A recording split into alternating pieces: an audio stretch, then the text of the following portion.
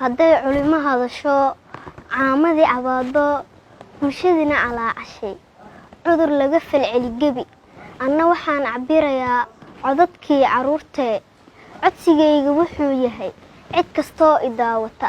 sheer ha igu ceelina caabuqaan fidaayee cirooliyo caruur iyo cutushiyo baralays cidna aanan dhaafeen caalamka gilgilaye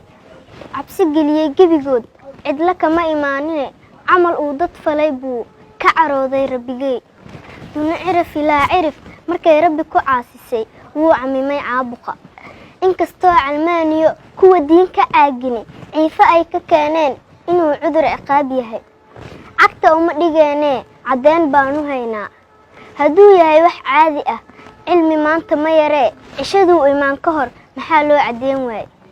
maxaa carar iyo kalahaad ganacsigii cidleeyo caasimado waaweyn cirka iyo hawada xiray hadduu yahay wax caadi ah cadad badan u dhimataye hadda may cilaaj iyo daawo meel ku cayimaan cakuyey cawaannimo calmaaniga miskiinka ah casiiskay wuxuu yidhi markay qoom cisyaan iyo camal fool xun ku kacaan cibaadada ka leexdaan ciqaab baynu keennaa calaamaynu tusinaa israa'iil intuu imaan si ay caasinimadiyo camalkaas u hakiyaan cabdiyow sidaa garo intaa ciidda lagu geen caadilow allahayow caafimaadna sii gebi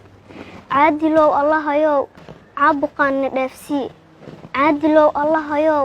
ciiddeenna barakee caadilow allahayow colaadoo dhan naga haay caadilow allahayow cadowoo dhan naga qabo caadilow allahayow cisadeenna soo celi caadilow allahayow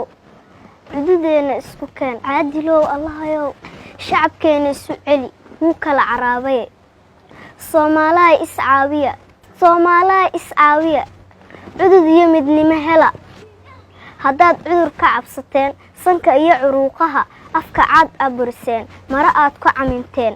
colaadaa ka sii daran oo horay inoo cuntee ee dib yaana loo celin